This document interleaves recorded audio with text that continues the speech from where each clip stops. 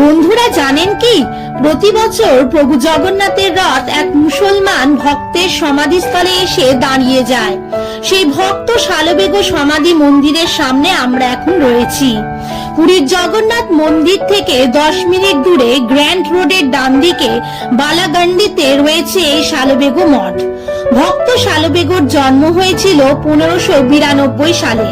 বাবা ছিলেন মুঘল সর্দার লালবেগ, মা ছিলেন জন্মসূত্রে ব্রাহ্মণ কন্যা ললিতা।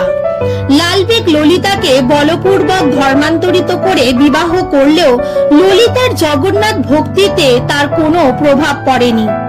যাই হোক, ফিরে আসি শালবেগর কথায়।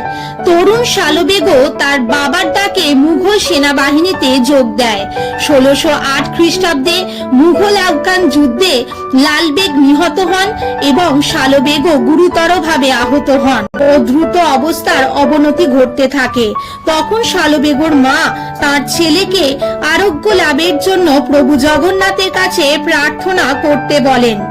এরপর প্রায় অলৌকিক ভাবে শালবেগ সুস্থ হয়ে ওঠেন। তারপর থেকেই শালবেগর মধ্যে শ্রী জগন্নাথের প্রতি গভীর বিশ্বাস ও ভক্তি গড়ে ওঠে।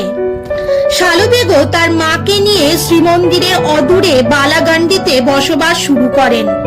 জন্মসূত্রে মুসলমান হওয়ায় শ্রীমন্দিরের প্রবেশে অনুমতি ছিল না। অরুণ স্তম্ভের পাশে দাঁড়িয়ে তিনি একের পর এক জগন্নাথ ভজন গাইতেন, যেগুলো ছিল তাঁরই লেখা এবং সুরারোপ করা। প্রায় 150টিরও বেশি জগন্নাথ ও কৃষ্ণ ভক্তিগীতি তিনি রচনা করেছেন। শালবেগ দিবারাত্র জগন্নাথ প্রেমে বিভোর হয়ে থাকতেন, কিন্তু মন্দিরে প্রবেশ করতে না পারার দুঃখ ছিল। কাজী নজরুল লিখেছেন, বলতে পারিস বিশ্বপিতা ভগবানের কোন সে জাত, কোন ছেলের তার লাগলে ছোঁয়া অসুচি হন জগন্নাথ। একজন মুসলমান ভক্তের মন্দিরে প্রবেশের অধিকার নেই, কিন্তু পতিত পাবন শ্রী জগন্নাথের তো কোনো বাধা নেই তার ভক্তের গৃহে আসতে। তাই প্রতি বছর প্রভু জগন্নাথের নন্দীঘোষ রথ বালাগান্ডিতে শালবেগের পর্ণ কুটিরের সামনে দাঁড়িয়ে যেত।